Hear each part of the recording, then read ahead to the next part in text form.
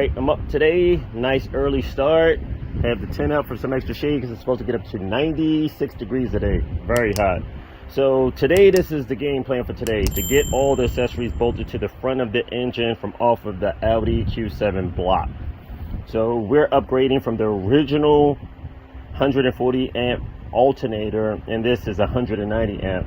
This extra 50 amps will come in handy with running our high powered ignition coils that are rated higher, and that will pull more amps when we dwell it longer, pull more amps than the factory ignition coils. So we definitely want to be able to light up this spark if we're pushing some high boost pressure. We don't want to have to worry about that.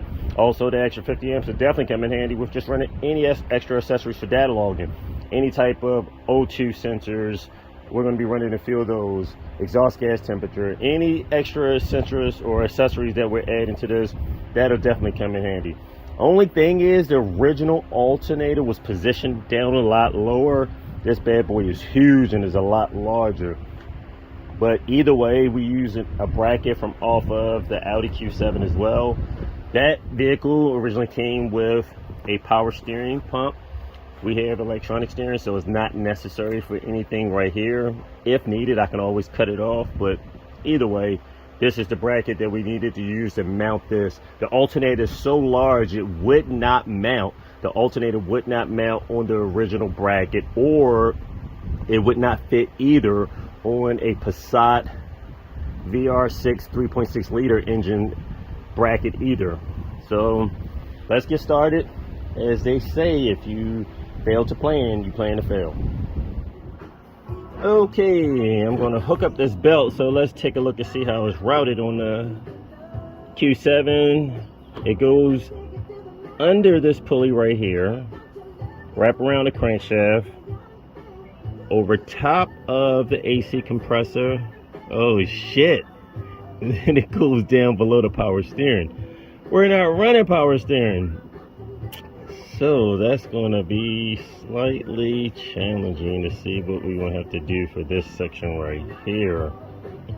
And then back up over the alternator, around here under this pulley, and back up over top of the tensioner, down under this idler pulley again also. So shit, this is a longer belt. And we're going to have to come up with a way to route it that eliminates this. So hopefully the factory belt will come close. The original 3.2 liter factory belt. We don't know. We will see. And I definitely don't want to have to mount a power steering pump just to run the accessories.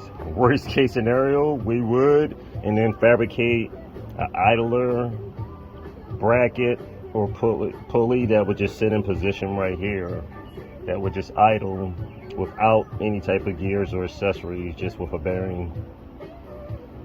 But let's see what we could come up with, because it's definitely different. I removed most of the drop accessories off of the Audi Q7 engine that was originally planned for my Audi TT, and I'm going to use it for my brother's TT, and then we'll purchase any extra stuff that I need for my car once my engine and everything comes back from the machine shop. So for example, we bought the alternator, 190 amp alternator separately, purchased the bracket separately, but I had bought a spare engine as well for my car so I can take some of the accessories off. So we have the AC compressor that'll bolt up perfectly. They actually use a larger hardware, larger bolts here for mounting it into this position. The bracket is definitely different, as you can see from the Passat bracket. The Passat bracket also uses a spring tensioner built into the bracket. The Porsche and Audi, as well as Touareg, they use a spring bracket, the tensioner bracket up here, and bolts to the side of the cylinder head. So all the 3.6 liters and 3.2 liter heads have this cutout right here, and that's for being used or utilized in the SUVs. So that will get mounted up here. I'll install some grade 12.9 hardware for securing this, but I will use the original hardware for this bracket These brackets have a special type of, now this I can upgrade this to a 12.9, which is good, so I'm happy with that. But a couple of the fittings use a special type of shimmed and pressed on fitting. I can swap this out, so I'm glad. So I feel better. A few of the primary accessories I can swap out. This one at the bottom here, that's the special type of shim bolt that I was talking about. You can see it's got a step on there, and it's machined to fit the housing, so that way it'll press and give a nice tight fit and won't wobble. This bolt right here, I probably can swap this one out for standard grade 12.9, but this one over in the corner, that is a special shim bolt also, and had the sleeve on there for keeping the bracket position in a nice tight fit. So 2 of the bolts I will reuse for centering the bracket. These other bolts I'll upgrade to a harder or stronger bolt, and I feel better about that. I did not want to use cheap bolts all throughout, mainly the ones that are used almost similar to like a dowel pin, a dowel bolt that'll keep the bracket fixed in position. I'm happy. And then the other ones will be strong just to keep it tight up against the engine block. And with all the vibrations and just running hard and the torque pulling back and forth from accelerating and decelerating on that, I do want this bracket nice and secure without the potential of any of the hardware backing out or snapping off from block flex or generating high horsepower. So next step is I'm start bolting everything in. These hoses, these were the special hoses we would have needed. The longer hose right here, that goes to this back part of the block. The shorter hose connects to a T-fitting, so we still have to utilize hoses to connect to our heat exchanger or oil cooler for the most part. So we'll start mounting this up and getting it started. Now I want to make provision so that we don't have to jack up the whole engine and loosen up a motor mount just to take out the alternator if we had to swap it out. So I'm going to notch just this corner of the bracket right here, so that way I can have the bolt partially installed like this, lift up the alternator, and this thing is very heavy, and then be able to place the alternator close to the chassis like that. The bolt will be back a little further and it'll fall into position. So I'm just holding it with one hand and holding my cell phone with the other. My chest is leaning up against it, but I'll be able to back the bolt all the way back to that way, up almost against the body of the car, and then just it'll fit through that slot, and then we can put the alternator into position. That way we'll have provisions on setting this up without even having to take out the whole assembly and or jacking up the whole motor, which means loosening this up, taking the dog bone loose or out, disconnecting it, and all of this just to swap out an alternator. That is entirely too much work if you have to do a quick swap over or replace something for failure.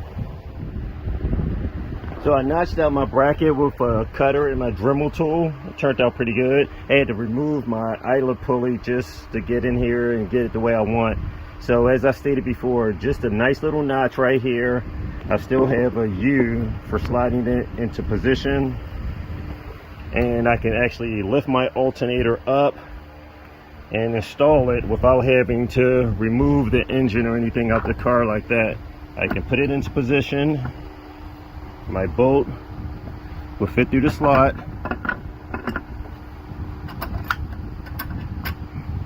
Bingo. Right into the position. And of course my upper, I just would have to tilt it forward. Run it through. There we go. Look at the tight, look at the tight tolerance, man. I mean, the clearance is tight, but it worked. It should be effective. We don't have to take out the whole bracket, air conditioning unit, and all of that just to remove the bracket or take off the alternator or anything like that. Just simply take off the upper tensioner to gain access to this bolt. Remove this lower bolt as far as you can, and then just pull it straight out. So I have grade 12.9 bolts. I had to shave them down just a little bit so that they can match up with the length of the factory bolt. Now, this bolt has a shank, and of course a threaded bolt with a shank is a lot stronger than a fully threaded bolt. We don't need this full thread because we're actually going through the housing of the bracket, and this shank will take up for that, so we'll have stronger bolts, which is great. Also, I have to tap out this bolt hole right here. The original bolt from the factory or in this block was not even used, so I'll tap it out. This is used here, and the ones up here and here is also used. So I'll just run a bottom tap and clean these threads up in the ones that's being utilized. So I ran a bottom tap into all of my bolt holes that's being utilized by my bracket. And most importantly, I sanded the base surface that's going to be making contact with the backside of my bracket. What a lot of people don't realize, your bracket, this alternator will be using this bracket as a ground also. You have your hot terminal coming off of your voltage, but also this alternator needs to be grounded to the chassis or the body of the bracket somehow. And if I did not have this cleaned off, I could have a poor ground coming from my alternator. Years ago, I painted a bracket up nice, looked very good to put into one of my turbocharged GTIs, and I had a terrible ground. Ended up having to remove the bracket back out and had to clean the block, sand it down, as well as the back part of the bracket in order to have a good ground. Once I did all of that, my ground problems went away.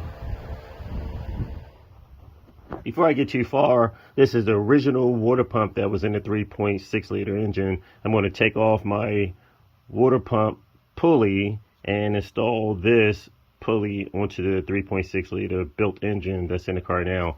I took a lot of time and did some research before putting a lot of this together, measuring a lot of the original factory grade 8.8 bolts, and wherever possible stepping up to a stronger grade 12.9. So these little stubby bolts are the same length as the original factory bolt and a lot stronger. Years ago, I've had problems with these almost like friction welding themselves into position, especially if anything ever came loose when you were producing a lot of horsepower, and or leakage coming from the water pump itself. If a seal failed and rusted this bolt into position, and when I went to remove it on quite a few engines back in the day, older Audi engines and Volkswagen engine, it literally snapped the bolt off itself, which was not fun, having to actually drill or tap something out. If you had to replace like a rear seal O-ring, all of that, and your water pump is still good, and having to drill and tap the housing out just because of a bolt that broke off. So wherever possible, we're upgrading to stronger bolts. And I didn't have this problem with the small 4-cylinder. But working with this big block VR6, things are very tight up in here. It's a big motor. So a blooper, I'm going to have to jack the engine up, possibly loosen this motor mount and take it off in order to get my water pump pulley in here, because it will not fit. It's tight. If this would fit in position, I can get my bolts in and torque down, but there's no way I can get this thing around this housing. If this bolt could come out, then it would work, but this bolt goes all the way through the frame rail. So I have no choice but to possibly loosen up this motor mount, raise the engine up past this bolt so I can slide my pulley in and torque it down into position. Lessons to live and learn. So I had to remove a coolant reservoir. I loosened up this top bolt right here and loosened pretty much the bolts that secured the motor mount to the frame rail. And now I can jack up the motor in order to make up for my blooper by not installing the water pump pulley. It's too big to fit between here. So this works great.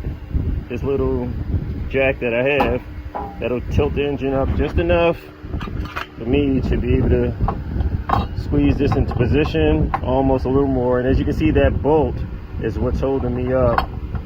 So I'll tilt it up a little more. So a couple more jacks on my lift cart, and I was able to tilt the engine enough to fit my water pump pulley into position. So I'll go ahead and mount this, install my hardware with some blue Loctite, and torque it down into position, and then bolt my motor mount back down, torque it to spec, install my coolant reservoir, and then I can proceed back with mounting my bracket for my alternator and my air conditioning unit. Bloopers. Made a nice little discovery, and I may make a change. Now these are bolts right here. I measured the length of the factory bolt and replaced it with the same exact length, except these are a stronger grade bolt. I bolted the bolt in position, and of course I'm checking to see how far my bolt goes through, because there's a cutout in the housing which can allow me to see, and you can look up there and see that it's still quite a bit of way to go with my threads. I could have actually run a lot longer bolt to take advantage of all the threads. You can see all the sand up in here. My brother was pressure washing the car to remove the sand. He removed probably a good 5 or 10 pounds of sand that was up in the chassis. So I don't know if they was off-roading with this car because it's all-wheel drive or what. But anyway, I'm gonna install some longer bolts. I would rather take advantage and just get that extra 1/4 inch of thread. Even if the bolt come all the way through, I'm taking advantage of this insert right here of all the threads that's in there. So I think that's what I'm going to do. So luckily it's good that I ordered extra hardware, so this should work out. I don't have to wait on any parts to come in. The bolts have the same thread pitch that I ordered, as well as this shank will make up for the distance of my motor mount.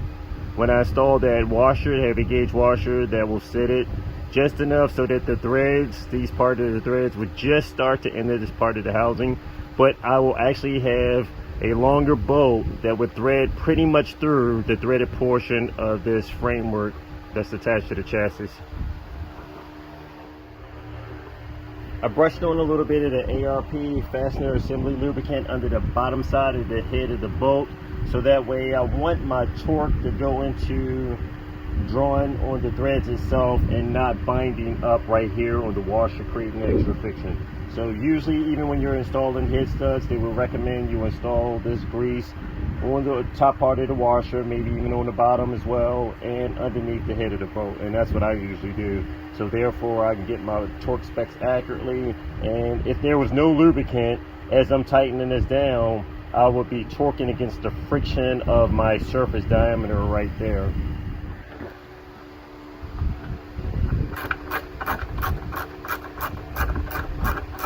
So as you can see, I just snugged it down. This washer's already bottomed out, so that goes to show that I have plenty of thread left as far as torquing this down into position. And I can look under here, right in that back corner, and see that my bolt is actually coming through right there. So I'm taking advantage of the full thread of this. The longer bolt doesn't hurt. As you see, it's not hitting anything. I'll go ahead and do the same for the back bolt here, and then blow all of the sand out. I have my motor mount bolts torqued back into position. Now I'm going to install this top bracket bolt. I have to loosen this up, shift it over just a little bit, and then I'll install my coolant reservoir. As you can see over here, I installed the longer bolts, blew out and cleaned out the sand that was up in the chassis from some previous owner off-roading it, and now you can see my bolt is threaded fully through this part of the chassis itself. So the extra length doesn't hurt. The original bolt that came on the car that was installed in the motor mount was a lot shorter, and it's set up so I had a 1/4 inch of thread left that a longer bolt could have threaded through. So I installed a longer bolt and went all the way through. I had enough threads to make up for the distance in my motor mount bracket itself, as well as still come fully through. So that's a lot better, taking advantage of every little possible thing. And it had a threaded shank that was longer than this, and the threaded shank was just about the length of the motor mount support bracket itself. So this original bolt was a lot shorter, and as I stated, with it positioned like here, it was still another 1/4 inch of thread that was never taken advantage of. So I'm back to where I started, but this time it's a little bit better. So just a quick summary: I sanded off the mounting points where the back part of the bracket will be support and touching the block, so that I can have a good ground, because this bracket is also used to ground to the engine chassis itself.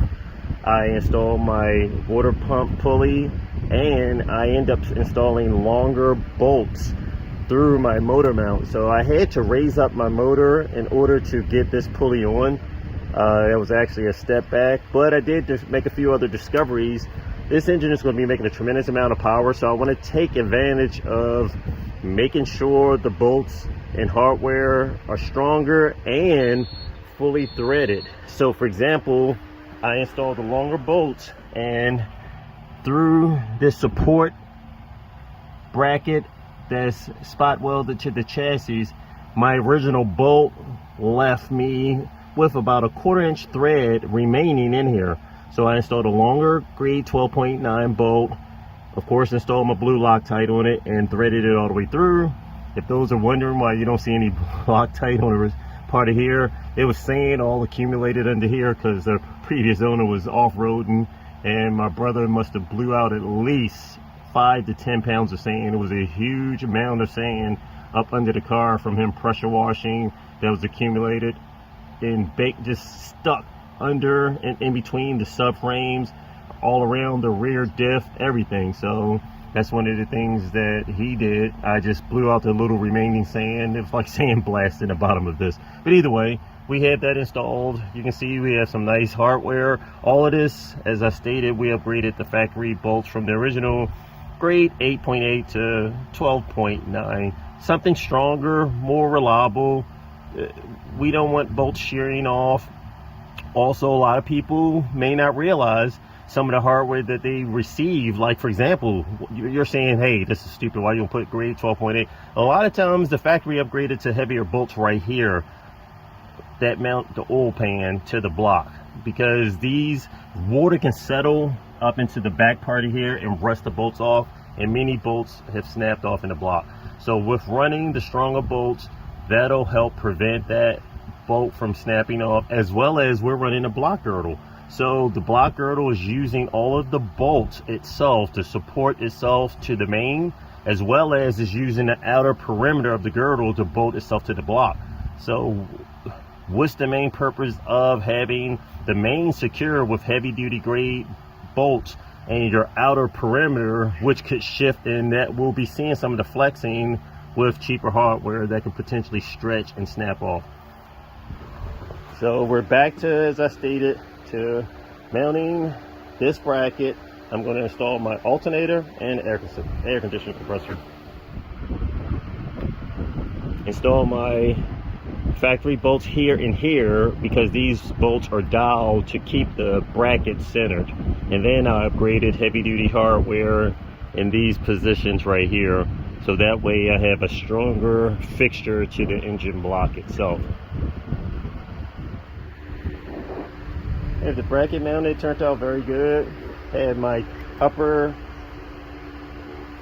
belt tensioner installed, hardware and pulley for my water pump, AC compressor for my car, so we'll buy another one. As I stated before, this car is already the first to hit the road out of our 3.6 build project list, so I might as well utilize this part for his, then I'll go and purchase another AC compressor. Look like the hoses may come close to fitting, so hopefully they will mount up, even though I think the original air conditioner may have been a little lower or could have come close. Let's take a look. So here's the Passat bracket, and his air conditioner unit was mounted lower. So the addition of this bracket is just we have the provisions for a power steering pump. So that looks pretty good. So if this is in our original location, these lines may bolt up good. I end up removing this AC compressor off his 3.2 liter engine in hopes that it would fit. But the snout is shorter on this AC compressor versus the one that comes on the Porsche Cayenne and the Audi Q7s and the VW Touareg. These sit out a lot further, so this would not work. As well as they upgraded with beefier hardware, so this bolt right here that secures the AC compressor, they installed a heavier bolt. Oh, it's starting to rain. I was trying to make as much progress as possible, but at least I do have all this installed. But back to this real quick. You can see this is the larger part right here, as well as the bolt in this little corner with the dowel pin here, and this has the same offset as this. So hopefully we'll lock up and his original air compressor lines will work, therefore we wouldn't have to do any type of modification. This is a bigger unit, and more likely because it was installed in an SUV, so his car should get nice and cool. You can see the diameter of the housing, a lot larger. So this is a small AC compressor. So bro, your car should get chilly on the inside. It is raining and I am not ready to stop, but rain is getting all over the table, and luckily not under the car yet. But if it starts picking up, we'll have a puddle running downhill, just as you can see this mud spot, and running right in front of where I have to work. So I'll pack up some of my tools, just a little bit, eat some lunch, because I've been working all day and haven't eaten anything other than a pack of cookies for breakfast. Healthy cookies, I guess, if we want to call it that. But either way, made some good progress. I want to install the rest of my hoses and everything that connects to this. That's what I want to do. I have this hose installed right here. This goes to a T-fitting. I want to install the rest of the hoses and accessory that I need. The coolant tube, flow tube that comes out of here, and all of this. I want to install the rest of that. So we'll see. Hopefully it don't rain too hard. I can take the rest of those accessories off the 3.6 liter Q7 engine and may start to mount that up on here. So for those that are not in the know, this is the larger 190 amp alternator we hooked in position, mounted in position, and upgraded from the original 140 amp alternator. Now the big difference, of course, other than 50 amps, which will come in handy with running a lot of our high power electronics accessory, our electronic straight gate, different things like that, all that extra 50 amps will definitely come in handy. But also these hoses are coolant lines to cool this alternator. So this is actually a water cooled alternator. All these accessories came off of the Audi Q7.